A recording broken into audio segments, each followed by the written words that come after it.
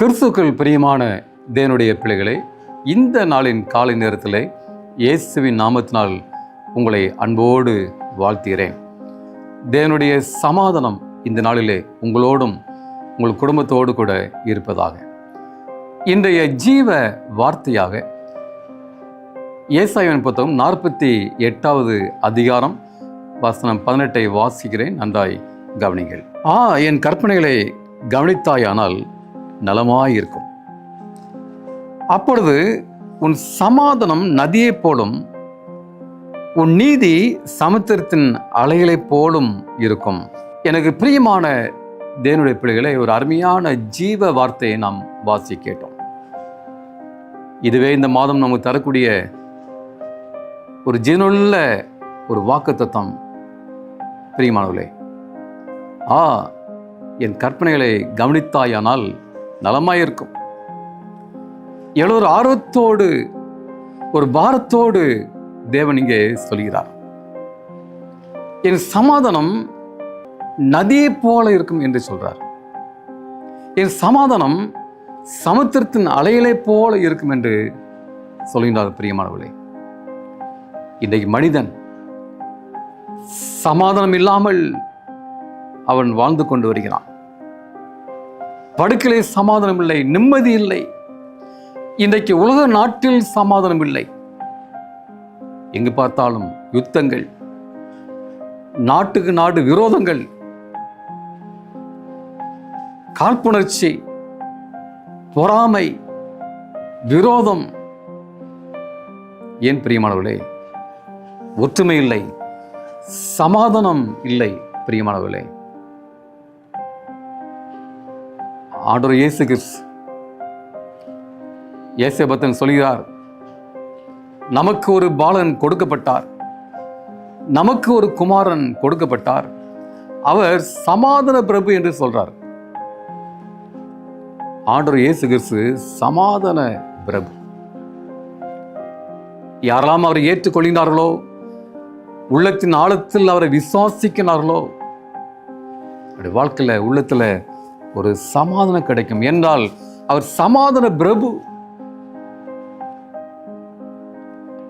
ஆண்டவர் இயேசு கிறிஸ்து இந்த உலகத்திலே வந்த நோக்கம், யோவான் 14:27 நான் வாசிக்கிறேன். சமாதானத்தை உங்களுக்கு வைத்து போகிறேன், என்னுடைய சமாதானத்தை உங்களுக்கு கொடுக்கிறேன். உலகம் கொடுக்கிற பிரகாரம் நான் உங்களுக்கு கொடுக்கிறதில்லை. உங்கள் இருதயம் கலங்காமலும் பயப்படாமலும் இருப்பதாக. எனக்கு பிரியமானவர்களே, உலகம் கொடுக்கிற சமாதானம் அது நிலைத்திராது. ஆனால் இயேசு கொடுக்கிற சமாதானம் அது என்றைக்கும் நிலைத்திருக்கும். சமுத்திரத்தை போல, நதியை போல. பிரியமானவர்களே, அவர் தரக்கூடிய சமாதானம். ஆண்டவர் இயேசு கிறிஸ்து கல்வாரி சிலுவையில் அவர் பாடுபடாவிட்டால், இரத்தம் சிந்தாவிட்டால், மரிக்காவிட்டால் இந்த மனுக்குலத்திற்கு சமாதானம் கிடைத்திருக்கிறார். நமக்கு சமாதானத்தை தரும்படியாக ஆக்கினை அவர் மேல் விழுந்தது என்று வேதம் சொல்கிறது. அவர் பாடுபட்ட நோக்கம், சிலுவையில் மரித்த நோக்கம், பாவத்திலிருந்து நம்மை பிரித்தெடுத்து இழந்து போன அந்த சமாதானத்தை நாம் தர வேண்டும் என்பதற்காக அவர் மரித்தார், பாடுபட்டார். பிரியமானவர்களே,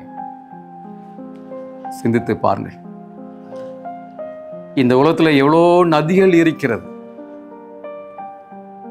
நீளமான அகலமான நதிகள் இருக்கிறது. நைல் நதி, யோர்தான் நதி. ஆண்டு தரக்கூடிய சமாதானம் இருக்கிறதே, அந்த நதியை போன்று. யோர்தான் நதி வேதம் சொல்கிறது, அது எப்பொழுதும் கரைபுரண்டு ஓடும். எனக்கு அன்பான தேவனுடைய பிள்ளைகளே, இயேசு கிறிஸ்து தரக்கூடிய சமாதானம் உள்ளத்தின் ஆழத்தில் கரைபுரண்டு ஓடும். அது நீளமானது, எல்லை இல்லாதது. அது மாத்திரமா? அவர் தரக்கூடிய சமாதானம் சமுத்திரத்தின் அலைகளை போன்று. அலைகள் ஓய்வது கிடையாது. ஒருபோதும் ஓயாது. இயேசு தரக்கூடிய சமாதானம் இருக்கிறதே பிரியமானவர்களே, ஓயாது. அந்த அலைகளை போன்று அடித்துக்கொண்டே இருக்கும், ஒரு நாளும் குறையாது. அவர் தரக்கூடிய சமாதானம் ஒரு நாளும் ஓயாது, குறையாது. அந்த சமாதானத்தை பெற்றுக்கொள்ளுங்கள் பிரியமானவர்களே. என் கற்பனைகளை கவனித்தாயானால் நலமாயிருக்கும். ஆண்டுடைய கற்பனைகள், அவருடைய சட்டங்கள், அவருடைய திட்டங்கள், அவருடைய வார்த்தைகள் நான் கீழ்ப்படியும் பொழுது, கவனிக்கும் பொழுது உலகத்தில் தரக்கூடிய சமாதானம் இருக்கிறதே பிரியமானவர்களே. உலகத்தில் கோடிக்கணக்கான பணத்தை கொடுத்தாலும் அந்த சமாதானத்தை நான் வாங்க முடியாது பிரியமான தேவனுடைய பிள்ளைகளே. சிந்தித்து பாருங்கள். வேதம் சொல்லுகிறது, வேதத்தை நேசிக்கிறவர்களுக்கு மிகுந்த சமாதானம் உண்டு. ஆம், எனக்கு அன்பான தேவனுடைய பிள்ளைகளே, அந்த சமாதானத்தை நீங்கள் பெற வேண்டுமா? கற்பனைகளை கவனித்து பாருங்கள்.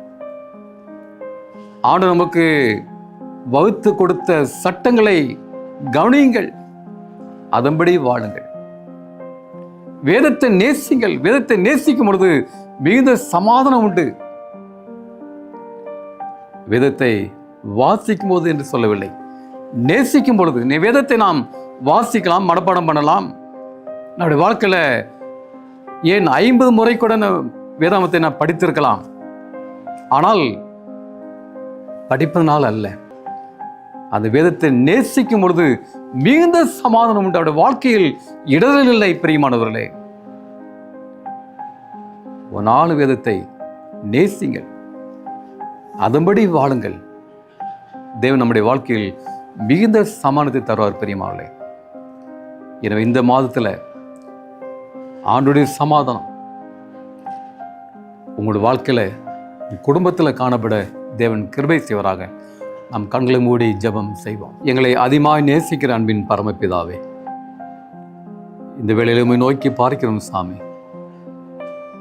கடந்த மாதம் முழுவதும் எங்களை பாதுகாத்தீர். எங்கள் வாழ்க்கையில் இந்த புதிய மாதத்தை காண செய்தீர். இந்த முதல் தேதியிலே வந்து நிற்கிறோம் ஆண்டவரே. இந்த காலை நேரத்தில் நல்ல ஒரு செய்தியை கேட்டோம். இந்த செய்தி கேட்ட நம்முடைய பிள்ளைகளை ஆசீர்வதிங்க. இந்த மாதம் முழுவதும் நடத்துங்க. எல்லா தீமைக்கும் விலக்கி பாதுகாத்து கொள்ளுங்க சாமி. எல்லோருடைய போய்க்கு வரத்தும் கூடவே இருங்க. எந்த நாசமோசம் இந்த மாதம் நேரிடாதபடி எல்லோரையும் பாதுகாத்து கொள்ளுங்க சாமி. குடும்பங்களை சந்திங்க. குடும்பத்திலே உடைய சமாதானம் இருப்பதாக. நீ கலங்க வேண்டாம், பயம் வேண்டாம் என்று சொன்னீர் ஆண்டவரே. கலங்காதபடி நீ பாதுகாத்து கொள்ளுங்க சாமி.